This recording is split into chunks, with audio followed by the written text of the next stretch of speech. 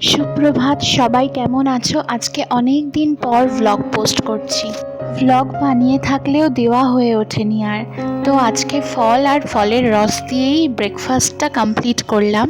দুর্গাপুজো পর্যন্ত সমস্ত ভ্লগ তোমাদের সাথে শেয়ার করলেও আমার ঠাকুমার অসুস্থতার কারণে পরে আর কোনো ভ্লগ পোস্ট করা হয়নি। কালী পুজোয় একদমই বাড়ি থেকে বেরোনো হয়নি। তার কারণ হচ্ছে, বলতে খুব কষ্ট হলেও এটাই সত্যি যে আমার ঠাকুমা আর আমাদের মধ্যে নেই।